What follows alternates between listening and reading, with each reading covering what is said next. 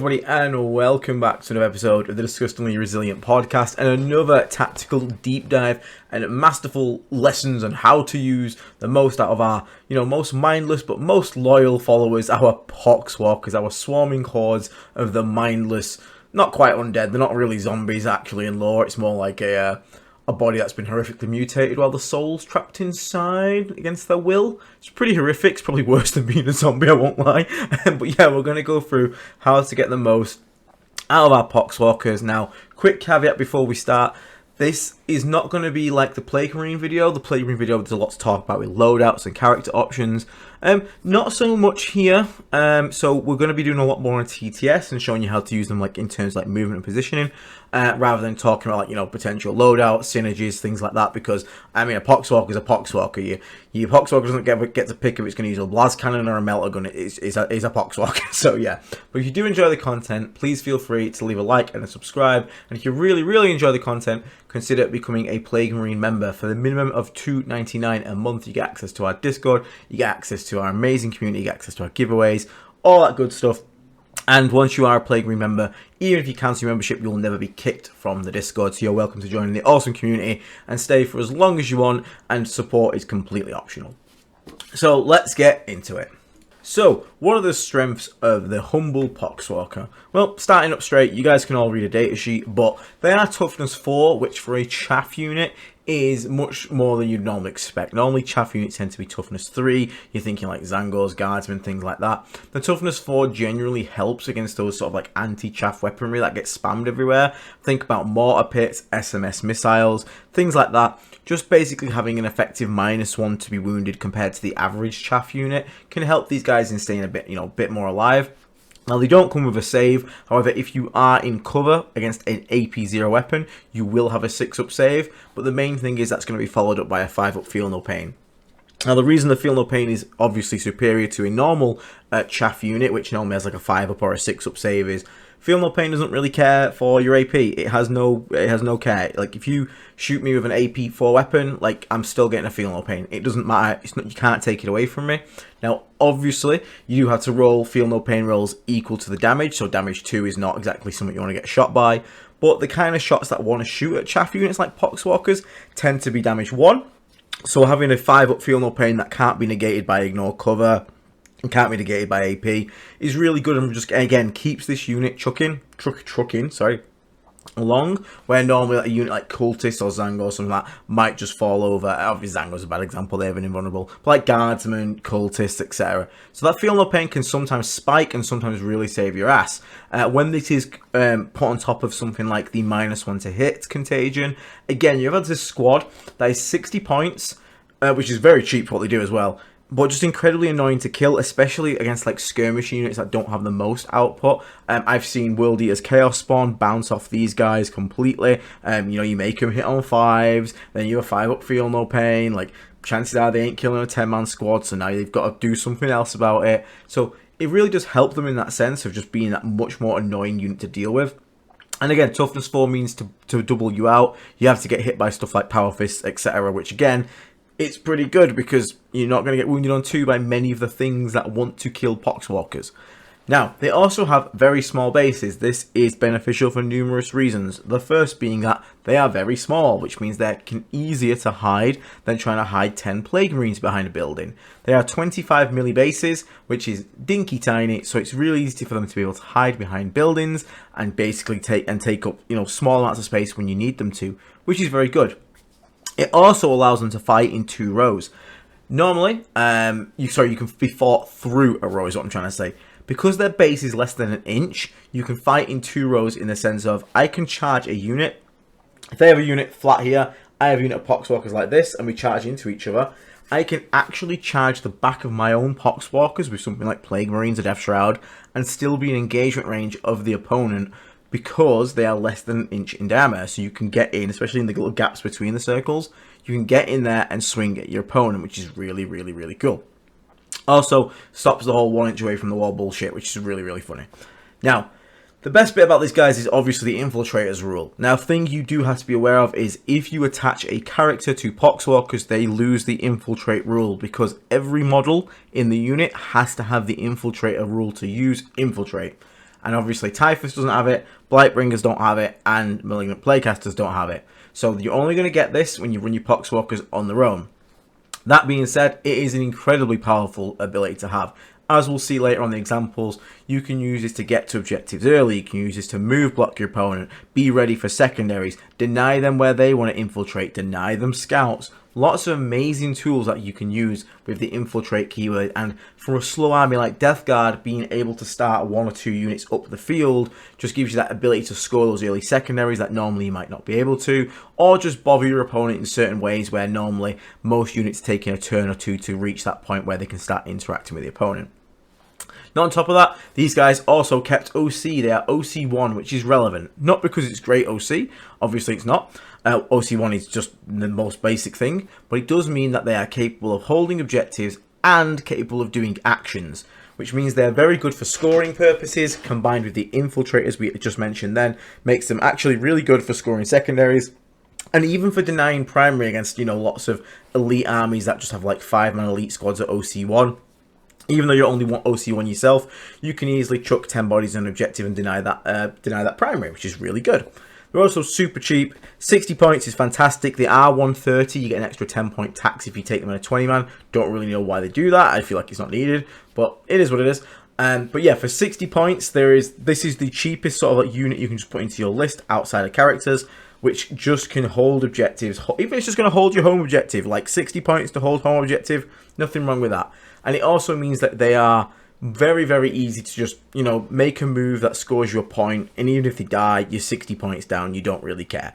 They are expendable because of how cheap they are, so them being that cheap is obviously really good for them. Now, weaknesses. Their damage is abysmal. They deal literally negative damage. If they could heal their opponent, they probably would. They hit on 5s, which is terrible. They have lethal hits, which is kind of funny. And they have 2 attacks each.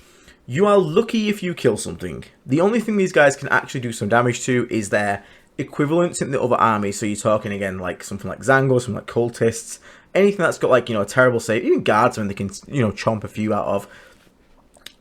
But you're really not looking for damage. Their damage is not there. It's not reliable. Even with stratagem support in some of the detachments, they aren't going to kill much. They're just there to just do the job, which is be annoying, score points, and, you know, get in the way. You're not looking at these guys deal damage, and I promise you, you may have thought, hey, what if I take this character, this enhancement, and use this stratagem? Just why? Like, you're using all of this to make a terrible output unit into a slightly less terrible output unit. Don't bother. Now, they're also slow. Infiltrate helps this out massively, so it's not the biggest deal in the world, but they just move 5 inches, that is it. They advance D6, they are slow in general, you know, once they're somewhere, they're not going to get massively elsewhere crazy, unless you have certain tricks and certain attachments that help them out. But in general, they are quite slow. They're not going to cross the board in the game, combined with their relative fragility for the points. You know, they're going to sort of exist for a turn or two, and they're just going to move in that rough area where you start them, which means deploying them with that infiltrate in the correct position is very important. They also have absolutely terrible leadership. They're like leadership 8. So when you go below half strength, you are either going to have to spend that CP for insane bravery, or you're just going to have to hope you roll quite good on your battle shock test, because it's very common for these guys to get battle shocked, and therefore you lose your OC, you lose your ability to do actions. You don't really care about strats on them, for example, but not being able to do actions can really hurt. So always check how many Poxwalkers you've got left, and whether you really need to spend the insane bravery stratagem to prevent battle shock, because the dice say normally on a plague marine, the odds are in your favor to pass battle shock. On a Poxwalker unit, they're against your favor. They're not in your favor, the odds. You are more likely to battle shock than you are to not battle shock. And like I said, characters cause infiltrate loss, which sucks, because it means that characters in the squad kind of take away one of the best parts about Poxwalkers, which really hurts them in that sense. So there is that as well. Now, what are Poxwalkers' roles? And we're going to go into all of these, so don't worry, we're going to go all to these in TTS. First up, objective holding. We all need a model that's going to stand on an objective, stay there all game, score some points. We're not all virulent Vectorum, we don't all have sticky objectives. So having some Poxwalkers that can sit on an objective and score you points, especially your home objective, for example, great, perfect, excellent use of 60 points. Actions and secondaries, again, we want to be using units that are like this to do our actions. You don't want to be spending a 300 point Death Shroud unit to stand there and do recover assets. No, you want the 60 point Poxwalker Goober to do recover assets while the Death Shroud squad is going around and killing everything. Same for anything positional secondaries, where you have to maybe go into the middle. You've got area denial. You need to put someone out there to score it. All your opponent's guns are staring at it. Well, you're not going to run out your Blight Lord brick. You're going to run out 10 of these idiots, score it, and then they're going to die. Because again, 5 victory points for 60 points. You'll take that every day. They're also great for screening. Screening is the act of basically becoming a meat shield and getting in the way of your opponent, whether that's to protect your other assets, more valuable assets like your bloat drones, your shroud from getting charged, etc., or just getting in the way and stopping your opponent getting where they want to be. Screening is incredibly important against those, especially against early aggressive melee matchups. Think of Emperor's Children, World Eaters. You don't want to get ran down straight away. So if you have to expend 10 Poxwalkers to make sure you have a screen up so that your opponent can choose to crash into that rather than to your actual forces, it's a great use of 60 points. So you're definitely going to be using that. And again, we'll look at some examples shortly. Forcing trades, trade forcing. So again, having an opponent know that these Poxwalkers stood behind this wall, and next turn, if you don't do anything about it, they're going to walk onto your primary and deny it. So you have to come and send something to kill the Poxwalkers. But again, Poxwalkers are 60 points. They are so cheap, and you need to kill them. So you're going to have to send something that can at least kill them. And now you basically are going to have a really bad time trading, because chances are what you're having to send out is going to cost more than 60 points. You kill the Poxwalkers, I kill whatever you send out, I'm up in that trade. So they're really good for forcing action from your opponent, which you can then use to trade favorably. And last but not least, move blocking, tying things up. Again, we'll get into it. Being just a general nuisance is the strength of a Poxwalker. Stopping people walking where they want to walk. Stopping people deep striking where they want to deep strike.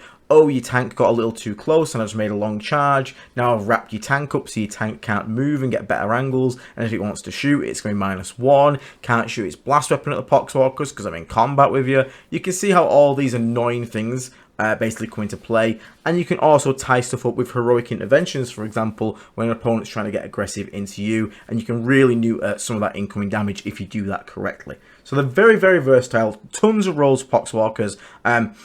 Why they should be in every single list. But again, we're going to get into some actual examples of what makes the Poxwalkers so good and how to use them on the tabletop.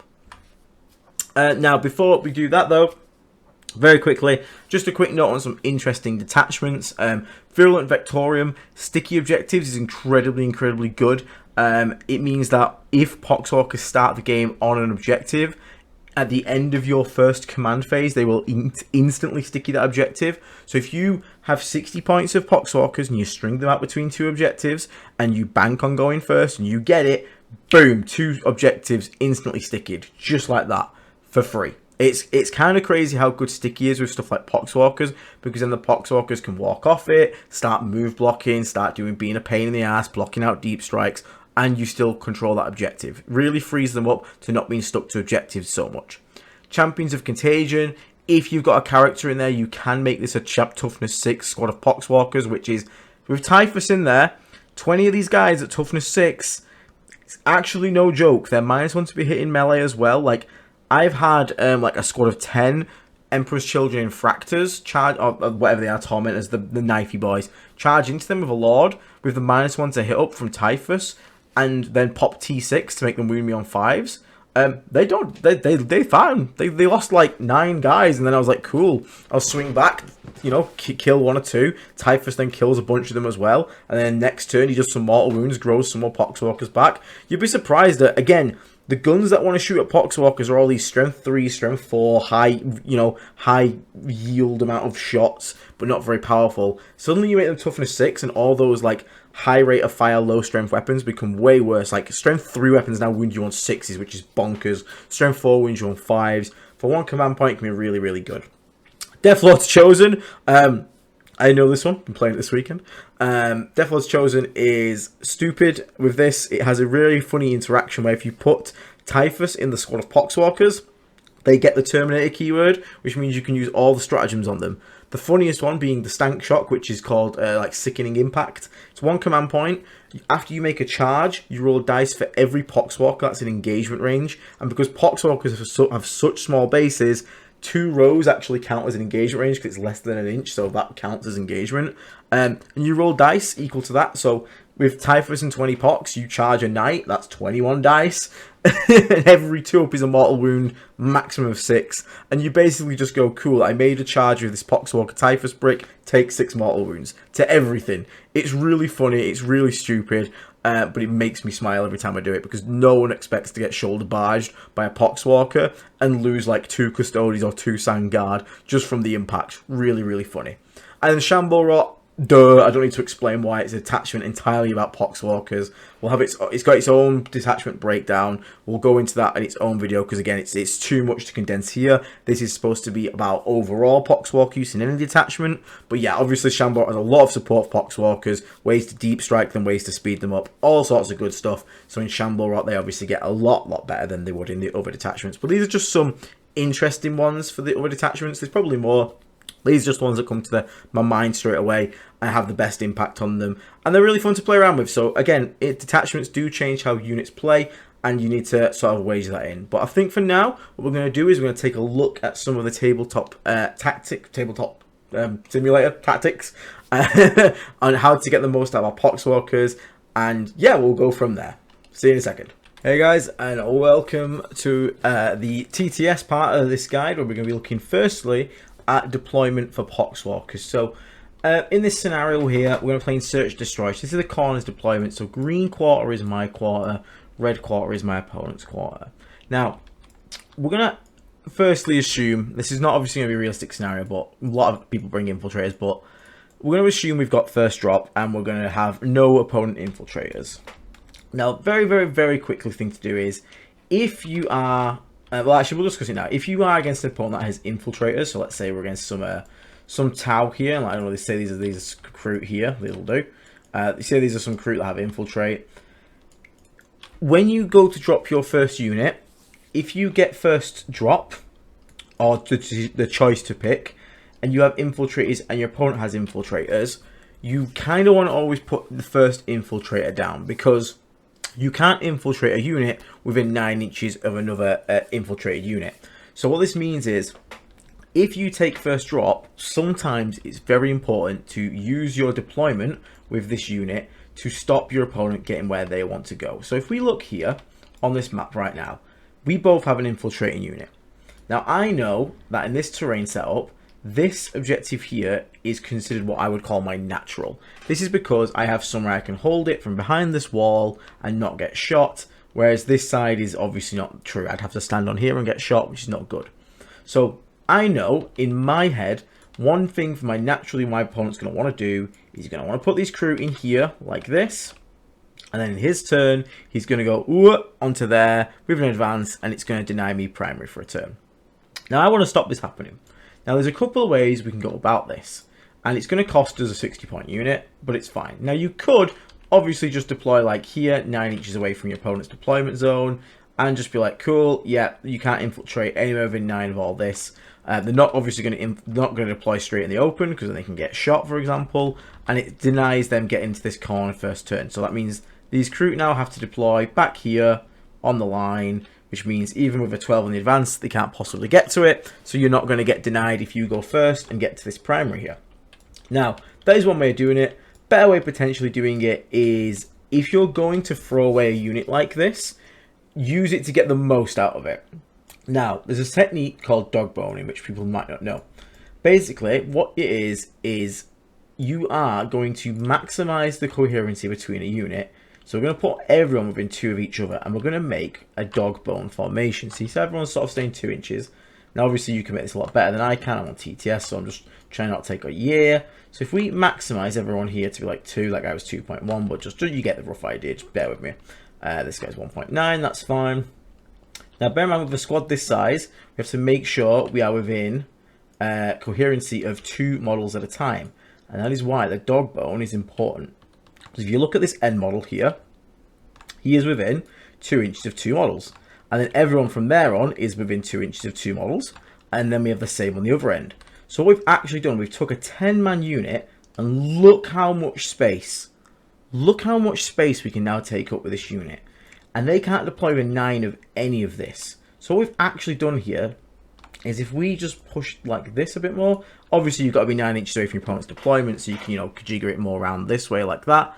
But you can actually deny so much of the board with a single 60-point unit. This entire half of the board now is basically uninfiltratable for me, which is really, really good. And this is going to be a technique, because the problem is, this is a suicidal technique, because the second a model dies, the coherency breaks, which means you automatically have to kill yourself down to 6 people at the end of the turn. Now, that's not really a concern, because if 10 Poxwalkers stand in the open like this, they're probably going to die anyway.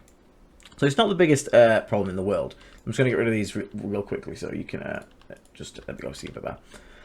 So spreading it out like this is called dog boning. It's something we're going to see quite a bit. But by doing this, what I'm doing is I'm actually going to stop my opponent infiltrating, which means that if I have another unit of Poxwalkers, or I have something quick that can get to this objective here, maybe I've got a unit of Chaos Spawn, like these for example, who deployed on the line, and then I went first, so they're going to scout up here, and then they're going to go walk onto this objective.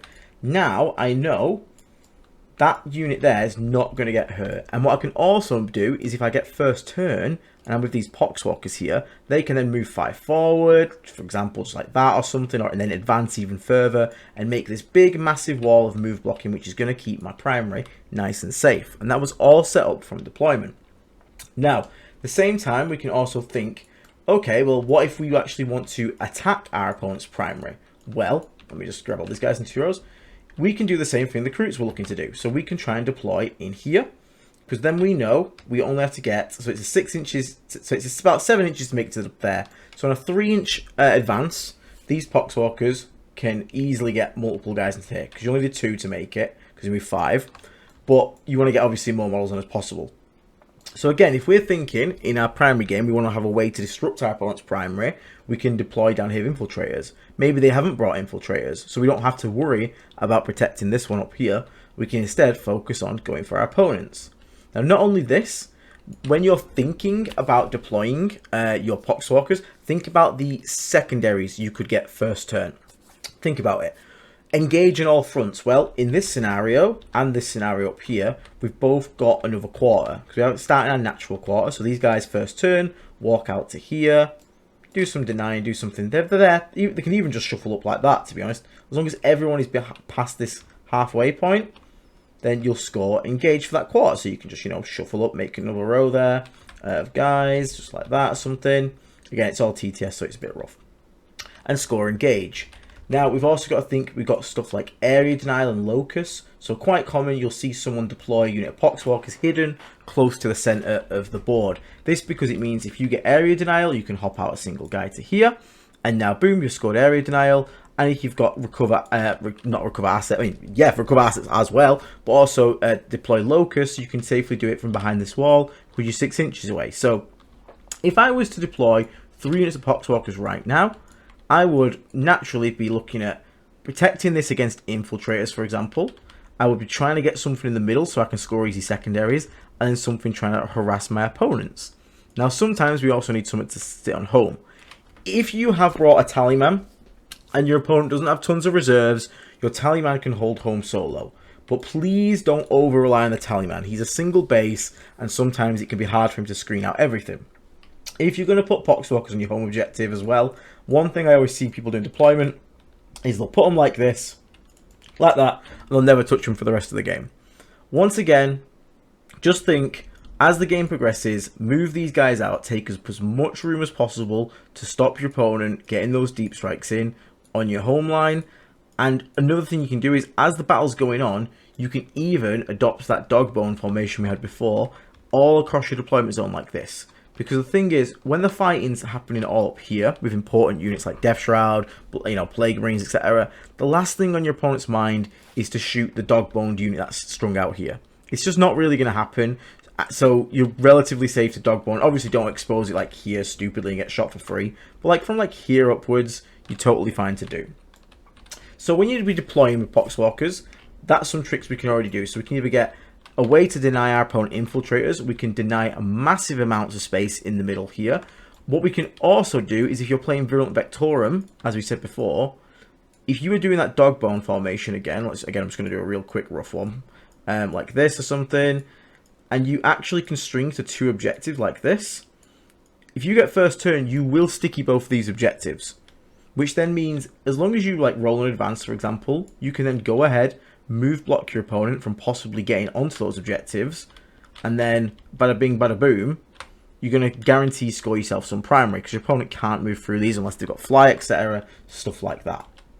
Now, we also have to think a little bit about when it comes to our deployment, where we want to be turns going ahead. Because the thing is, I see quite often, what we'll do is we'll have Poxwalkers infiltrating a spot, and then someone actually wanted to get the Rhino in there, for example. So this corner here is really good for putting a Rhino in this corner with Plague Marines, but you've infiltrated these Poxwalkers here.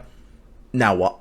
Because the Poxwalkers and the Rhino can't exist in the same spot. So people will just be like, oh, I'll just walk them out. So always try and make sure you've got a plan ahead for your deployment. So if you know you've got a Rhino deployed here or here, wants to drive into here in advance, you're definitely going for this turn one sort of like upset on your opponent. Now another thing you can do, because again, these small dinky bases, if you're against like a melee army or an army that doesn't have great shooting, you can deploy a bit more cheekily. So I'm going to deploy these guys aggressively, but not stupidly. So if you see here, I've gone quite aggressive. So I'm not on the objective here. My opponent in their quarter, let's just turn those quarters on again very quickly. There we go. So I'm over here. My opponent is deployed here. Now, if they want to shoot me, they have to get something like to here and shoot, which is not hard to do. But again, they've got to kill 10 Poxwalkers. And again, as I'm saying, we're not against a shooting army. You don't do this versus like Tau, for example. But if you're against like Blood Angels or something, and you've managed to infiltrate there and stop their scouts getting onto that objective, the only thing they're going to have to deal with now is, let's say they're in this scenario, they've got the scouts there and they've got a Sanguinary Guard. Now, the Sang Guard can 100% fly over 12 inches like there and then charge you like there.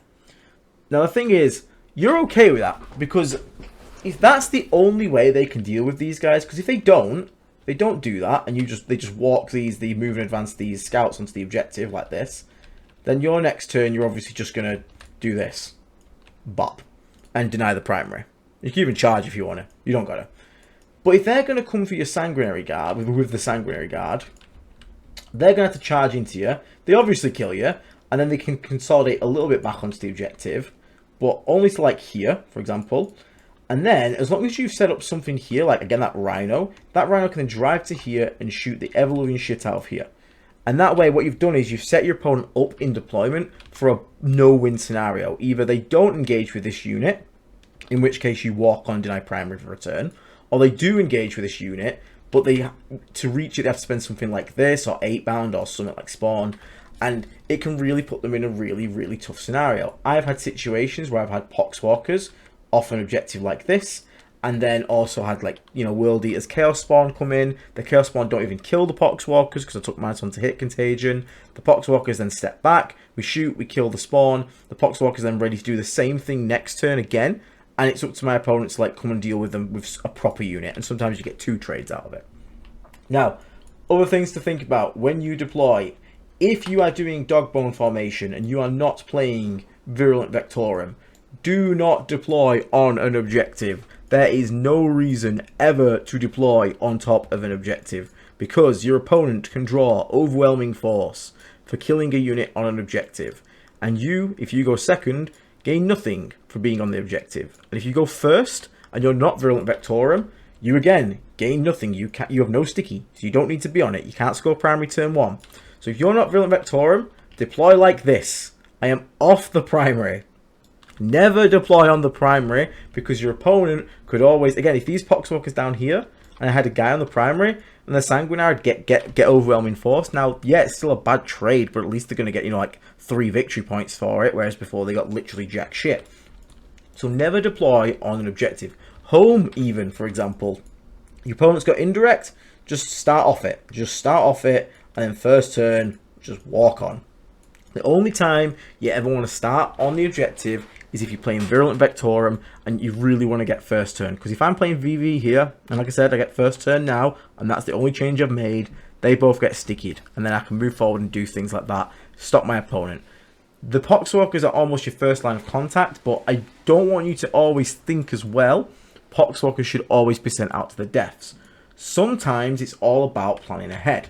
So, in a scenario in the middle here, although I am also planning to, cover stuff like area denial, things like that, Poxwalkers can also just sit in here, 1 inch away from the wall so you can't get charged, and wait till turn 3, turn 2, move advance out to here and set up a big contagion for all of this, and then you can drop in Death Shroud. So sometimes think ahead of where you want to attack your opponent. Do you want to attack the center here? Do you want to try and break this flank and go for the home objective? Or do you want to keep attacking their natural objective? Because sometimes setting up Poxwalkers in a way that's going to allow you to do those drops can be really beneficial for you. So if you're looking for a big Death Shroud drop turn 2 on their home objective here, you might even want 2 Poxwalker units in here. You can have 1 there, and you can have 1 more deployed around the back here, twisted round. Those guys can be your first turn, go and upset, just deny primary with OC. Second one takes their spot. They then kill this one here. The next one comes out, drops in Death Shroud, actually goes for their proper damage dealing turn. So I want you to always think about these things when you're deploying your Poxwalkers and the different tricks you can use. And again, don't be afraid also to bait sometimes. Sometimes baiting people is more than fine as well. What you can do is, if you're looking to deny primary again or deny space for infiltrators, you just don't want to have these Kroot Carnivores in here, so you're 9 inches away. You can do a single Poxwalker, and then just, do the dog bone thing, and then string back behind a building where there's actually a bunch of you guys. Because that way, if your opponent comes out and shoots you, you actually might have a couple guys that get to live, because you just kill the guys who are out in the open first. So you kill the guys who are stood in the open, as much as possible. It's 2 inches, 2 inches, 2 inches, 2 inches, 2 inches, like that. And then if they kill, 1, 2, 3, 4, 5, 6, but you got they run out of bullets, and you got some guys left. Cool, you've got 4 Poxwalkers back here that, yeah, they're not going to do much because they're probably going to battle shock and stuff, but they're still there. They're still spreading contagion. Later turns, they're still screening out. You can still push them out to push contagion forward. And you can always, if you really need it to do an action, because you draw your cards, then decide if you want insane bravery. So if I get cleanse later on in the game, and all I've got is these 4 goobers up here, I can spend that CP, have them cleanse this objective, and now they suddenly got me a bunch of points. So, yeah, bear that in mind. But just a few deployment tricks there for you to think about. Okay, in this second part, we're going to be looking at how to either get board control or the most out of our units. We're basically going to try and maximize the use we get out of our Poxwalkers in their idea of them being expendable. So, one of the first scenarios we've got down here is I want to defend a primary using Poxwalkers. So right now, as we look here, we have about 3 Poxwalkers towing onto the very edge of this objective. My opponent, however, has some Kroot Carnivores and Fire Warriors. Now these Kroot have the ability to go to auto 12. They can easily get to here. Boom. They take the primary off me, okay? Now I have some Death Shroud to defend here, but I could do this. I could put the Death Shroud out and then obviously threaten potential Overwatch if these Kroot come near. The problem being that obviously the Kroot could come behind this wall, then try a long bomb charge into the Poxwalkers. And it also likely means that a Riptide or 2 is going to shoot and kill on my Death Shroud, which is not great. We don't want to be losing that unit. So what we're going to do instead is, the other thing we could do is potentially, just have the try and put more Poxwalkers on the objective. So we put the Poxwalkers here, for example, we walk them out to there. Then the problem we've got is that these Pulse Fire Warriors here, or whatever they've got, again, the shooting, all pops out, shoots and kills these Poxwalkers, and then we're not holding the objective. Again, not very good, and the Kroot just come up and step, a couple guys on here. Again, not very good. So what we're going to do, we're going to use the Poxwalkers to guarantee we hold the primary. So to do this, what we're going to do is we're going to have the Kroot come back here first. Behave, Kroot. We're going to have the Poxwalkers move and even advance. Now, a good rule of thumb is, if you're not sure what to do with Poxwalkers and you're not looking to charge, just roll in advance. Because sometimes a Poxwalker looks like it's doing nothing, you roll a 6 in advance and suddenly it can do something. But here we don't even need much to advance. What I'm going to do is I'm going to make a ring around the objective. Just like this. Now, what I want to make sure is an opponent, because an opponent can't finish a normal move within an inch of one of your models, because that's engagement range. So we're just going to do this. So what this means is these Kroot now cannot walk onto the objective, because look, they're in engagement range. So they have to stay off the objective, yeah? Like that. Now what I'm going to do is I'm going to have these Death Shroud are going to come and touch up right against the wall. Right against the wall, as much as they can. Sorry, TT's been a bugger today. They go like that. Now, what this means is this Death Shroud here is within, happily, 6 of that front. And so all you want to make sure is you got everyone within 6. So this Death Shroud here, got 6. Yep, 6 to the front. So if someone, you'll see why in a second. So we're going to make sure everyone's within 6 of the Death Shroud. So, again, the crew can't come and tow on. Nope, can't tow on there. Can't tow on there an inch. So no crew can tow on. So what the crew can do is the crew can, you know, run up maximum and they can stand and stare at me for a while. They can look at me like this and do nothing. They can just stand there. Now, the Tau Fire Warriors, they could, at this point, shoot and kill all the Poxwalkers. So if all these Poxwalkers died right now, it doesn't make a blind bit of difference, because the Poxwalkers are dead, gone. But now, the Death Shroud are holding the objective. The Tau have already moved, so these crew can't move because we're in the shooting phase now. So they can't get onto the objective. They can charge Death Shroud if they want to charge Death Shroud and see how well that ends for them. We all know how well that ends for them. They're going to die. Or they can stand there and do nothing. Now, the alternative is the Tau player instead does not shoot you. So these guys don't even bother shooting. They stay behind this wall. And the crew go to charge and go into your Poxwalkers. So the crew charge into your Poxwalkers like so, like this. In which case, you then spend 1 command point, Heroic Intervention the Death Shroud, because you got to bear in mind, Poxwalker bases are less than an inch wide. So you can fight like this. Look, see 0.9, so you can get into him. So as long as you go like this, and get another guy in, for example. So you can go like up there. Because bear in mind, they've all got to base, if possible, the crew. So they come up like this. And look, your chances are you probably still lose the Poxwalkers, which is fine. So all the Poxwalkers die at this point to the crew charge, for example. Or whatever it was that charged you.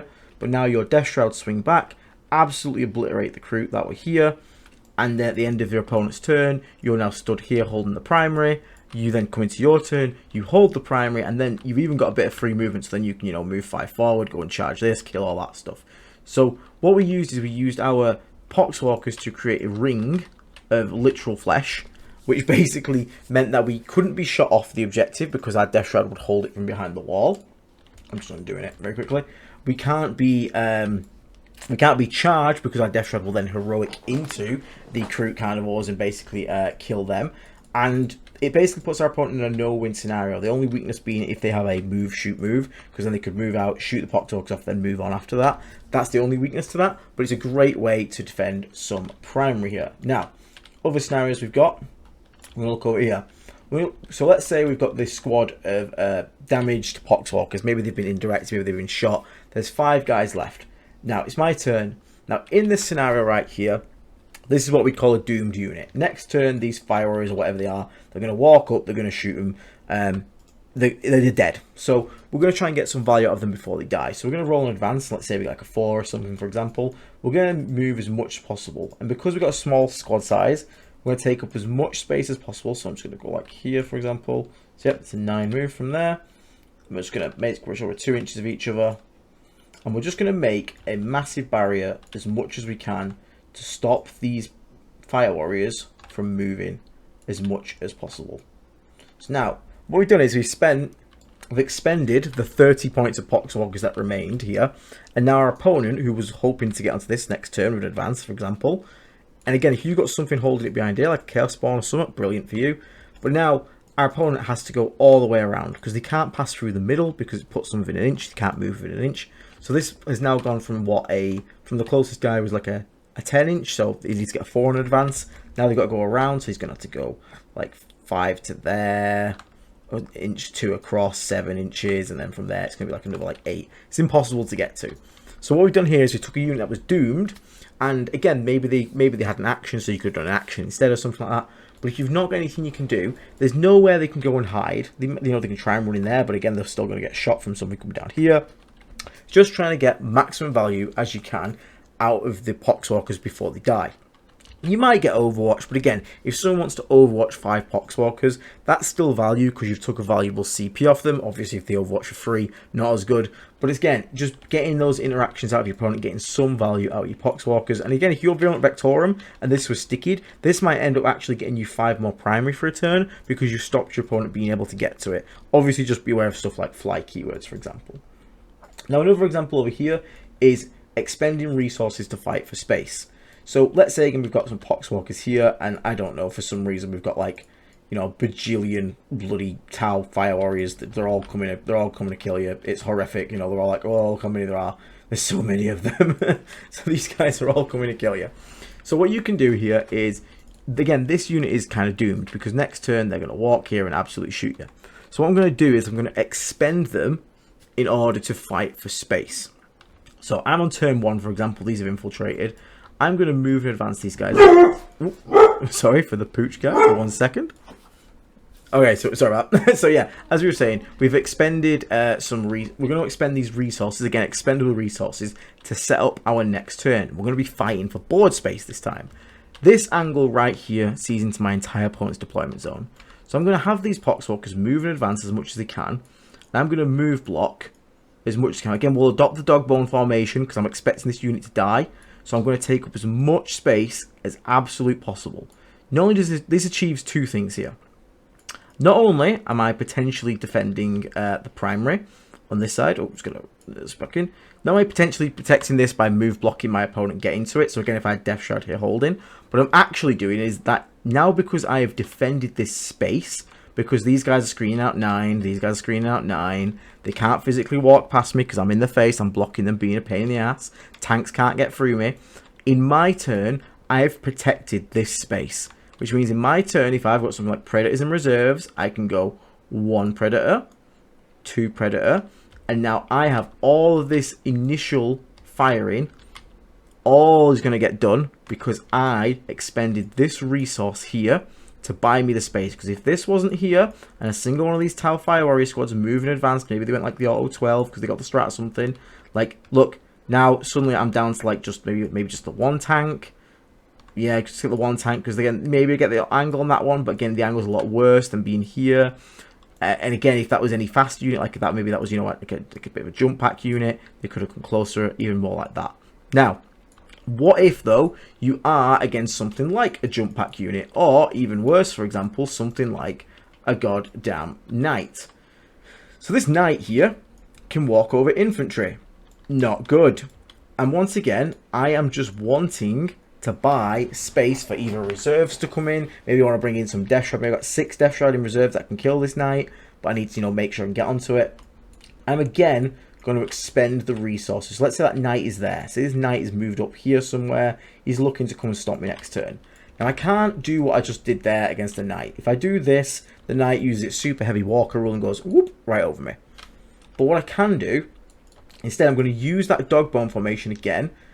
And we're going to take up as much space as possible. So on the move, we're going to position ourselves to take up space. Now, you might even want to do a zigzaggy dog bone to take up as much space as possible, because although they can move over infantry, they cannot finish a move on top of a model. That is just a normal rule that everyone has to follow. So what we can actually do here is, if we do this here, this knight, yeah, can walk to here. But he can, on his 12-inch move, he can't go here because he finishes a move on a model. He can potentially go up that way if he wants to. But again, if you wanted to stop that, you can stop that. Because again, you just go more dog bone formation. You go guy there. He comes to there. And again, this is all rough measurements. Obviously, you have to measure it out properly yourself. You could do something like that, for example, or within 2 or 2. And now this knight can he? Sorry, let's have a look. So he comes forward, 5 to there. He has another 7. So, sorry, the terrain's a bit buggy. Nope, still can't get there because he's landed on top of the guy, so he can't go there. He's got another 7 here, can't go there, and he can't go there. So, even though this is a unit that can walk over models, he physically can't finish his move anywhere. So, this Knight Rampager that was, going to come and hopefully he's going to bomb it down 12 to here and then come and punch my tank to death. Now, he's instead stuck here, because always remember, movement happens before shooting. So even if they shoot all these Poxwalkers to death here, this charge is now still impossible, which means these tanks here have bought themselves another turn of living against this Rampager because we expended the resource of Poxwalkers, who were doomed anyway. Like, if they sat behind this building, yeah, they were on an objective, but they weren't going to be on that objective next turn, because this knight comes up and he puts his OC on the point. That's enough to already take it off me.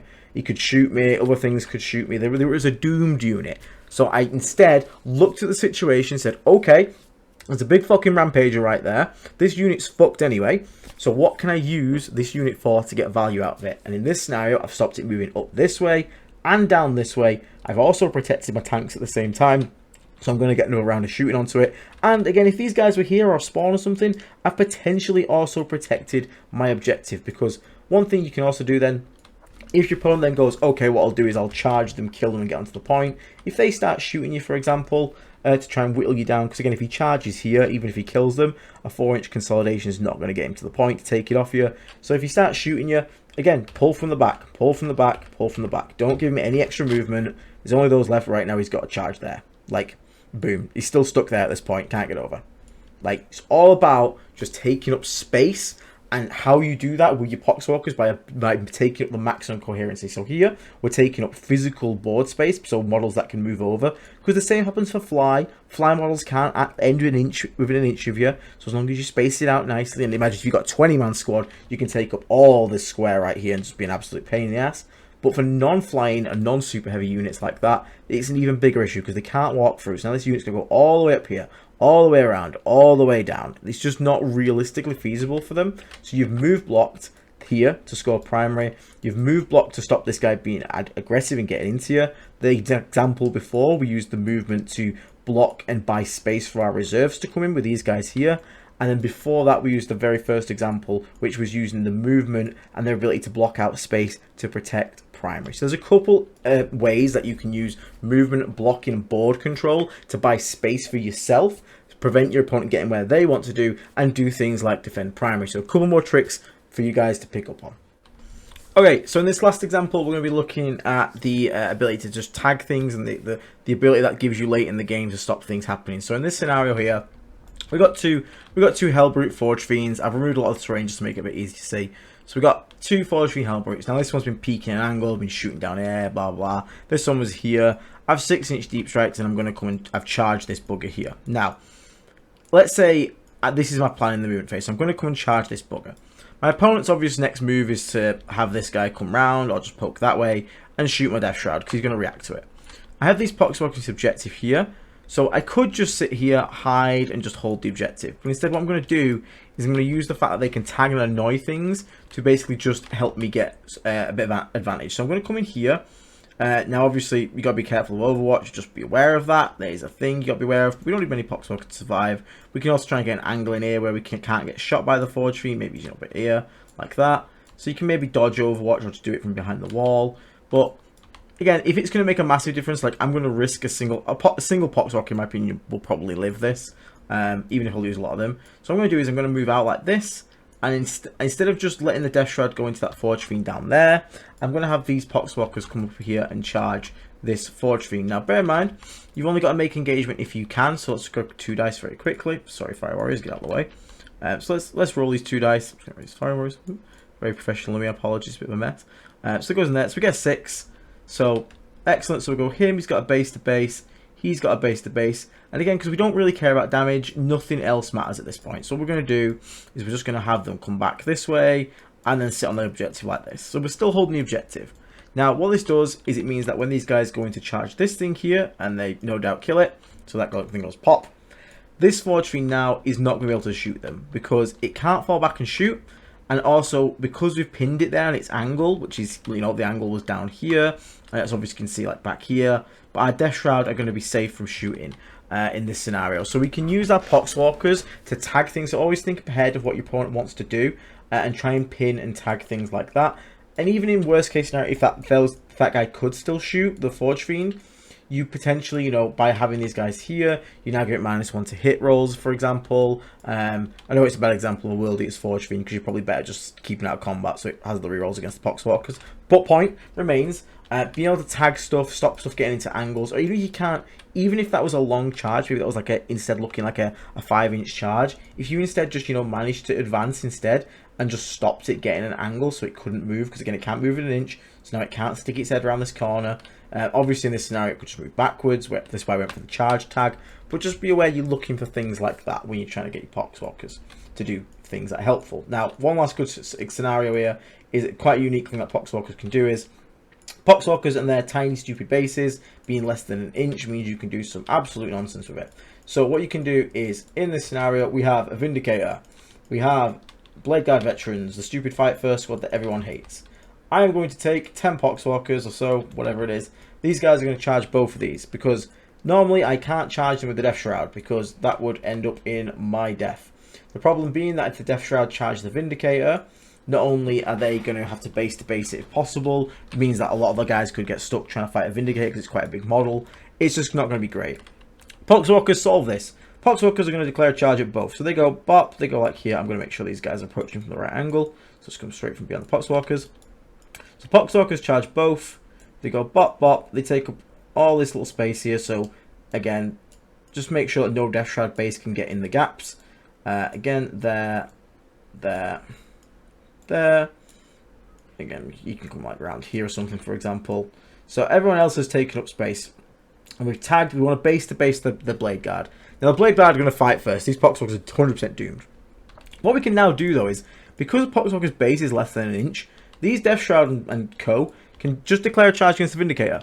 Because it's very unlikely they're going to be able to base it, given that this guy needs to get, yeah, he can't physically base to base it. But they can reach engagement range, because these guys are less than an inch wide. So no matter what we roll, let's have a quick look at what we're going to roll though, just in case. So we're going to get a, there you go, a 10. Normally that would be bad, because that would normally mean we get on the side or something like that. But in this case, this is engagement range. We can't base to base, so we can just finish anywhere, as long as we're in engagement range if possible, or closer. So I'm just going to go like this. Just like this, and then the rest of the guys can all just come here, more than happily, staying away from the Blade Guard, because again, we can't stay within an inch, we can't finish within an inch of the Blade Guard. Just like this. The Blade Guard then activate, because they have to fight first. Even with a pile-in, like, they can't get within range. Maybe one guy at tops gets to swing. Probably not still. All the Poxwalkers completely die. Like that. And then you, because you've made a charge move this turn, are eligible to pile in. So we're going to pile into the closest eligible model. Like that. And then all of this goes bye-bye. All because Poxwalker's stupid little base is less than an inch. They make the perfect buffer for preventing you from having to base a unit, but also being able to make the charge. Same thing can happen here, like, you know, you wanted to get into this objective here, but this Forge Fiend's over here. Normally if you charge it, you're going to like, oh, goddammit, I've got to go straight to the damn thing and base it, which is annoying. Nope, you can send in the Poxwalkers first. They do God's work for you. They go bop, bop, they surround this thing. Imagine they're obviously a bit closer. So they're going to surround this thing with as much space between them as possible, like that. They're like, there you go, master, have fun with that one. They've done their job. They're all around like that. Then these guys come here. You then go, cool, I will now charge my Death Shroud. You go, cool, moving an inch, cool, moving an inch, cool, moving an inch. Nothing else can base to base, so we just got to get closer. So we just go like bop, bop, bop, like bop. Then like you pile in with your Poxwalkers, so they get out of the way a bit more. They come around, a bit more like that. Again, they just got to finish closer to engagement, so you go into the little gaps of the Poxwalkers then, and these guys can then pile in. They go bop bop. They then pop that, and then obviously I've mispositioned it a little bit here, so let's just say it was more like that. Then you can then obviously kill that guy, and then potentially go and consolidate onto something else. There's lots of little tricks you can do like that because of the Poxwalker's ability to let you reach engagement range, but not base to base because of the silly little bases that they have. So just bear in mind, it's a little trick you can do with Poxwalkers as well to get the most out of them when it comes to like combat tricks and trying to tag things and do annoying things like that. So it's just a little quick one, this little final section, just a little ways to tag. So I hope you learned a few tricks to do with Poxwalkers and how to get the most out of them. And yeah, I'll pass you back to Table Aiden for a little summary, and I will see you all later from TTS Aiden. See you later, guys. Okay, welcome back. Thank you very much for that, Mr. Table Aiden. I'm sure you did it the best you could, even though you're not very good at TTS. So, I've moved my mic away as well, like idiot. There we go. So, in summary, always bring along some Poxwalkers. They're incredibly useful. Hopefully, I've showed you only a handful of tricks. There's probably still a million more out there to discover and to use, but I just wanted to show you an example of some of the cool things I found out while playing with them and best ways to get use out of them. Understand they're expendable. People are so scared to lose units, but Poxwalkers are genuinely meant to die. They are to be sent out, they're to be used, they're to get value, and then they are to go poof. Maximize the movement, maximize the space take-up, maximize everything about this unit. I don't need to tell you about, spreading contagions. A very core fundamental thing of playing Death Guard is setting up to spread contagions, but always look at ways you can maximize movement and space. You're looking for value, not damage with this unit of Poxwalkers. And always think a turn ahead with your Poxwalkers. Are they going to be alive next turn? Are they going to be dead next turn? What's my opponent wanting to do next turn? What am I wanting to do next turn? Do I want reserves to come in a certain area of the board? Do I want to stop my opponent reaching a certain area of the board? All these questions will help you massively get more value out of your Poxwalkers and hopefully help you get more out of this amazing unit and learn the actual power of that humble little Poxwalker. For now though, everyone, thank you so much for tuning in. Probably already long enough this one, so I don't want to drag it on too long, but I hope you guys maybe have learned a little something new, little ways to like defend primary Poxwalkers, move block your opponents, the dog bone formation, all these kind of little tricks that you can use to get space, to buy area, to buy points, to, you know, set up for victory points. All sorts of good stuff. Tagging opponents to little fight phase tricks as well to get the most out of your little zombie friends. Now, thank you to everyone for watching. Thank you to our Death Shroud members who are on the screen. These are our highest tier of supporters. These guys are absolute legends, really help keep the lights on. Every day is a step closer to being able to do this full time, and then I can get a lot more videos out. And that would be an awesome thing to be able to turn this into a full-time career. But we'll get there maybe one day. Thank you to our sponsors as well, Element Games, Saltire Games, our friends over at Vanguard Tactics, all the other YouTube members of the different tiers. And of course, thank you to you, the viewer, the listener, for tuning in, for giving us the little click, and hopefully I have helped you learn a little something about Poxwalkers. For now, though, I will catch you all on the next episode of the Disgusting Resilient Podcast. Take care, bye-bye, stay rotten, see you for now.